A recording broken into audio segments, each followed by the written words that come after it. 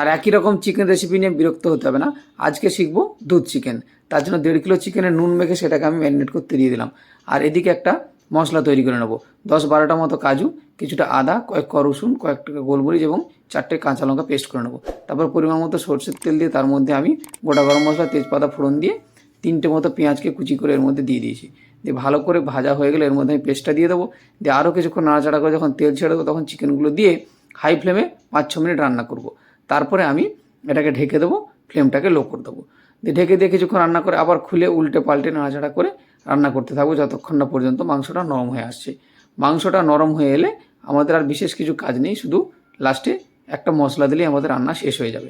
এইভাবে কষাতে থাকবো, ঢেকে ঢেকে কষাতে কষাতে যখন এরকম জায়গায় আসবে তখন গোটা 3-4 কাঁচা লঙ্কা দেবো ঝালের জন্য। তারপর এবার আমি যেটা করব, এখানে এই পর্যায়ে এলে আমি প্রায় 250-300 ml মতো দুধ, কাঁচাও দিতে পারেন বা একটু গরম করেও দিতে পারেন। দুধটা দেওয়ার সময় কিন্তু গ্যাসটা একদম বন্ধ করে দেবেন, নাহলে দুধটা কেটে যাবে। তারপরে আস্তে আস্তে জাল দিতে থাকবেন, নাড়তে থাকবেন। আর এখানে আমি কিছুটা 2 চামচ মতো ফ্রেশ ক্রিম দিলাম। এসব গরম মশলা গুঁড়ো দিয়ে ছড়িয়ে আরও কিছুক্ষণ রান্না করব। যখন দেখবো একদম মাংস ফুললি কুকড হয়ে গেছে, নুন দেখে নেবো এবং পরিমাণে একটু চিনি দরকার হলে দেবো, ব্যাস তারপর নামিয়ে নেবো। এবারে গরম গরম খেয়ে দেখুন, পরোটা, পোলাও, ভাত সব কিছুর সঙ্গেই যায়। অসাধারণ সুন্দর খেতে হয়। আমি বানিয়েছিলাম, আমি নিজে খেয়ে বলছি অসাধারণ সুন্দর হয়। আর আমাদের ভিডিও ভালো লাগলে একটু পাশে থাকবেন, লাইক করবেন, শেয়ার করবেন, সাবস্ক্রাইব করবেন চ্যানেলটিকে। ধন্যবাদ, সবাই ভালো